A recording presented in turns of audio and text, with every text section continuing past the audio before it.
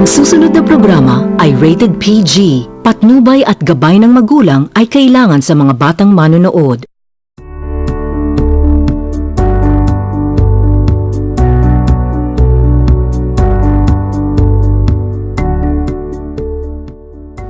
Millennials, people who have been born and currently growing in the 21st century, likewise living in the advancements of modernity, such as machinery and technology, especially when it comes to education, wherein student millennials have various ways of interacting in their schools and studies. Before the 21st century, students rely on books and libraries to acquire information and knowledge. Nowadays, as things become efficient and easy, students utilizes computers, tablets, phones, and other gadgets of help in learning. To know if these data and information are true, we have conducted a documentary interview of 10 students in Lourdes School, Quezon City, in the high school department, specifically 2 for each batch. Now, let's hear their millennial ways of studying. Do you think the behavior of today's generations still properly and precisely correspond to the appropriate ways of educational studying of the students in the past? Yes, I think so because the technology that is invented today is a big effect, has a big effect on millennials, especially when they're the same age as me. No.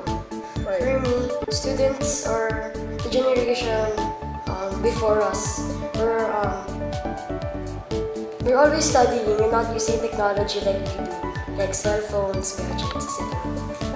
So, for me, the generation before us were more masipag at matyaga gumawa ng mga bagay-bagay. Yes, I think that the technology given to us today would strongly help students in our generation with things that we cannot achieve in the past generations. Yes, because as time goes by, the Filipino students continuously progress and they use the new technology to advance and be more, to study more and to have knowledge that surpasses the past people. I think there's a huge difference between the students from the past and the students today. Since we have the internet, we have social media, and we have different ways of learning compared to what they had before. Use books, but we often rely on technology right now because as I see in some classrooms now, they already have the Google Classroom, the Edmodo, the other places, and they also use it to save and download files. So I think that the past cannot be like the present po, yung parang it's really different from how the past studies. Oo, kasi yung mga nasa internet naman, yung mga nasa libro naman nasa internet na rin. So, yung pag-aaral ngayon, same na lang din kasi mas madali pa nga ngayon kasi nasa one click away na lang yung mga homeworks, gano'n. Tapos hindi katulad dati na kailangan pang maghanap ng books, tapos kapag wala ka nang masasagutan, gano'n. So, mas madali yung ngayon kasi dati. In my opinion, like when you compare the two generations, like the past and the current generation of youth, there's a difference on the environment, especially on the distractions. Especially today we have gadgets such as iPhones, iPads, computers, and the internet, which is a huge advantage for studying, and yet it is also a huge distraction compared to the students before. They didn't have Wi-Fi's or iPhones to distract them from studying. So perhaps there's a big difference between the present students and the past. No, Why? Because people before they often use books as references, and if they want to conduct research studies, they use these books as reference, and they do not have internet just like us today. So the millennials these days, they use laptops, the internet as their main source of information. Unlike before, the library is super in to students, and it becomes a tambay place for students. No, because in the past, people used to go to the libraries to study the books, which was was a bigger hassle compared to today. In today's generation, it's easier to study because we have the internet, wherein we can instantly access information. In a day, how much time do you spend studying? I usually spend 2 to 3 hours studying, but if there's an exam or a quiz due the next day, probably I extend 30 minutes to 1 hour. 1 to 2 hours. Why? Because I believe that I can achieve tasks well within 1 to 2 hours. Depends, but in the average, I spend 3 hours in studying. I spend 2 to 3 hours. Because in those hours, I try to maximize all of it so that I could have high grades and maintain my grades too, and of course, to accomplish all tasks I need. I spend 30 minutes to an hour in studying. When studying, what I mostly do is copy notes, and because I learn more when I write, and that takes only 30 minutes to an hour. It really depends, but more likely on around 5 hours. But it won't mainly focus on my academics. It will focus on what I would like to learn. Like I usually browse on the net videos on like how does this work, or what are these concepts like. But I don't usually focus on my academics in my study. 2 to 3 hours. Why? Mostly sa houseworks, late reads. So, late na rin nakapag-aral. Personally, I only spend about 1 to 2 hours of studying, mainly because for me, I don't take much time in studying, because the longer I study, the harder it is for me to remember the things I have to take for tomorrow. 10 hours, 12 hours. Why? Because there's so many things to do. No, actually, the problem is in me, because I spend like 3 to 4 hours reviewing for one subject. So if, for example, I have a biology quiz, I would need 4 hours for that, depending on how fast I could get the lesson. So it takes me like 12 hours to fulfill every single requirement for the next day. Well, it depends, because there are some projects and household chores that I have to prioritize first before studying. But usually, I study about 2 to 3 hours per day. Now, when studying, what materials of help do you prefer? I prefer using my computer because it provides a faster and easier way of researching. Books and computers. Because I believe that there are so many educational things that can be learned there. I prefer a laptop, a book, a pen and paper. Because I think that they're very good references, and they are reliable and exact and precise, and I think they're very helpful in my studies. I still prefer the books, but I also use technology, especially sites like Wikipedia, because I get more info there and I'm able to advance as a millennial. Audio and visual materials such as computers, tablets, and notebooks, because I learn more when I visualize what I'm learning. I guess I would prefer some books because they have more information, but sometimes I think they are not timely to what we know already in today. So I guess internet is also a big help for me. So, ginagamit ko, kunyari, may sa math,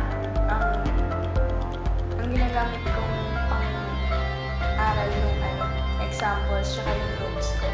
Kasi nandun na yung kung paano ko na-understand yung lesson.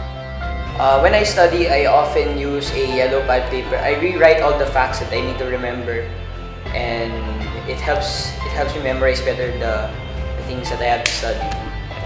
We rely solely on the internet, other times social media. I prefer gadgets such as maybe a tablet or a computer because you get access the internet from there, then access what I need to study. Okay. Does multitasking affect your study habits? I think so because when focusing on different things, you tend to put less effort in everything. No, Why?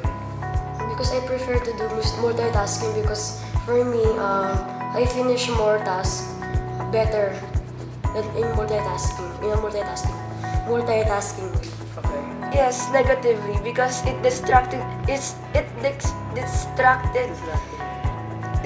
me from my studies. No, because in multitasking, I'm able to accomplish more tasks than the usual. Multitasking does affect my study habits because it can interfere with the time that I allotted for studying. It can make it longer, and it can sometimes be the cause why I can't study anymore. Yeah, multitasking, I usually do it because I think I have a lot of things to do just so that I could cope up with the time I have remaining. So when I multitask, I really have a hard time progressing because I tend on focusing on one thing, then on the other. I don't know how to manage the time and how to focus on one task. Yes, kasi mahirap mag-focus sa madaming gawain sa isang panahon lang. Dapat, ang kaya lang kasi focus at one task at a time. Ganun. Honestly, yes, because I have a bad habit of using my phone while studying. So while I do that, it distracts me from really studying my lessons, and I often get carried away. Yes. Why? When I multitask, I feel like I'm not doing the best that I could in a given work. So for example, if I'm doing my investigatory project and then I'm talking to my group mates, it's like my attention is how do I say this? Caught between two worlds. It's like talking to people and at the same time trying to give the best quality work I need or I have to give to achieve, better marks. Well, yes. Multitasking makes me paranoid because whenever I need to do a project, I open this one browser tab, Facebook, because I use it to communicate with my group mates. Then while the other tab is for another separate project, say I need to write a document for English. Okay. Yes. Do the external problems that unexpectedly come to you in a day affect your mentality towards studying? Yes, because I usually do a to-do list. So any unexpected problem, it either affects me greatly or small. No, because I believe that everything in the school is what you learn, and everything outside the school is what you apply. Somehow yes, but mostly not because I know my priorities.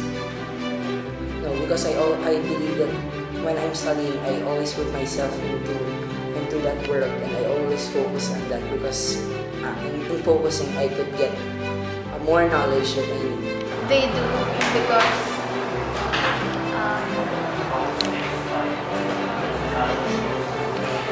because, well, let's say I already plan on studying and then something unexpectedly comes along.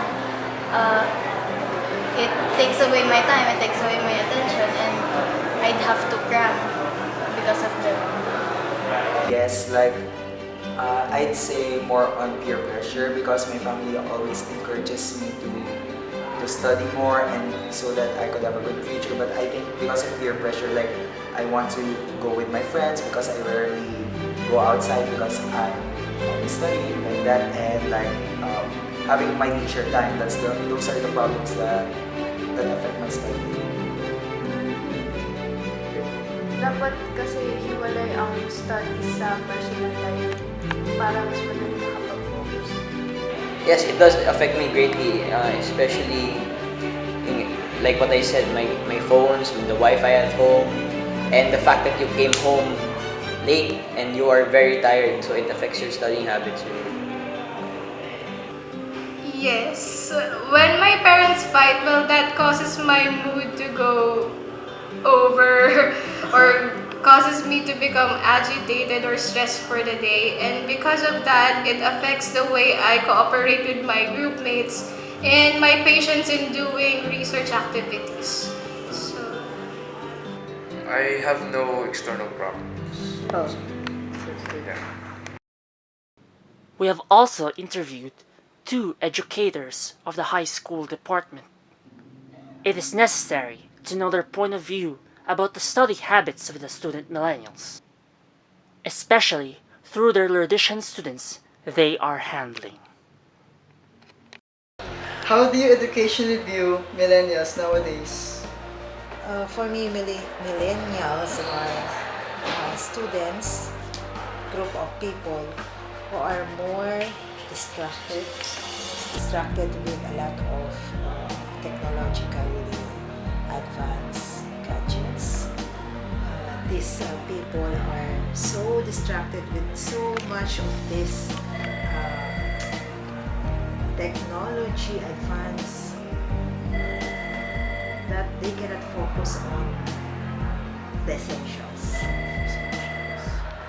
Well, I would say millennials are used to multitasking. At the same time, they are very much interested to do new things.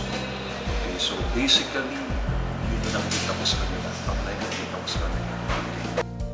What are examples of study habits that you encounter by the millennials? Sometimes, since they are multitaskers, they tend to focus more on other things than the priority ones. For example, they can do 3 or more things at the same time. They work on their task on a computer, for example. Working on their task, open Facebook, open music, open Instagram, open COC while working on their task. If it so happens that they will be distracted by one of these other applications, they tend to forget the priority. Okay, so when it comes to study habits, I would say that they would like to perform their task. For example, home assignments, particularly. Engage also in listening to music or other multimedia activities. And second, millennials also, they do not just rely on printed materials. They have more inclination to find information or to gather information through the cyberspace or online sources. Are there troubles that you are observing in their study habits? I have mentioned a while ago, yung affected ang priority, affected ang focus kapag magawa nila ang maraming bagay at the same time. Well, I can say that in the case of the millennials studying this, they have the tendency to cram. They are so engaged in various lesson issues or study topics that there are times when they encounter difficulties in prioritizing which topics or which lesson themes are to be concluded first. So, the inclination that is to cram. Kasi gusto nila at times pwedeng tapusin nila ng sabay-sabay. Pero in the end, kukulangin sa oras. Hence, the tendency to cram. And second,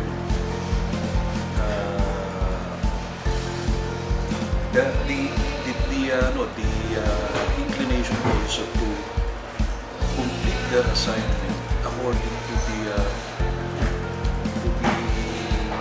people with whom they are going to accomplish such task. Nandun yung role ng feel ko ba siyang kasama sa trabaho? Okay, vibes ko ba siyang makatrabaho? Because, well, in my observation, I think there are certain students who want to complete their task in a positive, emotionally positive way. Hindi nila kagaan ng loob yung kanilang katrabaho. Yun. At times na-apektuhan ng kanilang mahatang pagtapos ng gawaan lesson requirements. Do you consider the modernity we have effective in educating millennials for their future? Yes, of course. Sa akin kasi, kaya naman sila tinawag na millennials kasi meron tayo ngayon modern era na nag-a-adjust. Siyempre, if you are born in this kind of technology, posible naman maging katulad ka namin, hindi alam ang gagawin sa computer na high-tech. Diba? Parang sabi nga, since you are DJ natives, okay, DJ natives kayo, yung adjustment ninyo dun sa technology, sa modern way of learning nowadays, hindi ganun kahirap. Kaya lang nga, yun yung nakikita ako bilang isang educator, yun ang nakikita kong hindrance kung bakit hindi na makapag-focus ang mga klase nila. Kasi nga, ang dami na nila ginagawa, ang dami nila nakikita. I would say that the advances in cyber technology, gadgets na ginagamit natin, these are of tremendous help to the millennials' interest to learn more new things. What hope do you wish to see by their technological adapted group, especially when it comes to studying? Sa akin, sana yung mga ganyan, nakafocus lang talaga. Paano ba? Sana may limit. For students, dapat ang access, ito lang. Yung magagamit lang doon sa mag-aaral. Sana gano'n. Kaya lang, hindi gano'n. With the internet, na-access mo lahat.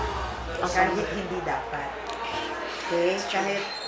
Kahit hindi nyo kailangan, kahit mapapahamak kayo, na-access mo. Ang hope ko, sana magkaroon ng yung itong mga taong gumagawa ng yan, yung mga pakibagong sa technology, sa information, sa IT, sana alam nila na may appropriate lang para sa ganitong edad, sa ganito ang work, sa mga estudyante. And then, especially yung age. Kasi, nagkakaroon tayo ng mas maraming stress. Mas maraming stress ang nararanasan ng kabataan dahil sa exposure nila sa media, social media. Na dapat hindi. Dapat hindi. Sana makita nila yun na limitahan lang. Yun lang mas maraming advantage kaysa disadvantage sa pag-aaral ng kabataan ng mga tinatawag natin. Okay, so when it comes to studying, now that the millennials are reaping the benefits of our advanced technology, I would say that they must reach out or network with other students in various places. Example, outside the country, in which they might have also their common ideas about learning. Kasi nga sa panahon natin ngayon, we are living in a global community. No? Aside from, discovering the riches of our culture, of our Filipino identity. So it is important also that through the advances in cyber technology, you have to get to know more about other cultures, about the young people in other countries regarding their way of life. So, because it's a way of preparing yourself in your future work. You cannot say, in the future, baka hindi ka lang dito sa Pilipinas mag-work, magkaroon kayo ng opportunity na meron kang employment abroad, sa Europe, sa States, gano'n to meet new people, to encounter new cultures. Kaya mahalaga, through the cyberspace, you establish networking. Hindi lang yung sa friendship purposes, learning, mahalaga, learning objectives. There you have it, folks. It seems that these people are balancing their material uses to learn, wherein some of their time they use books, some of their time they use the technology today, or they use both at the same time. Sometimes having difficulties in coping up, but still manages to continue in order to learn. To sum up everything, here are last few study advice tips from the interviewees. I advise them to focus on what's the priority.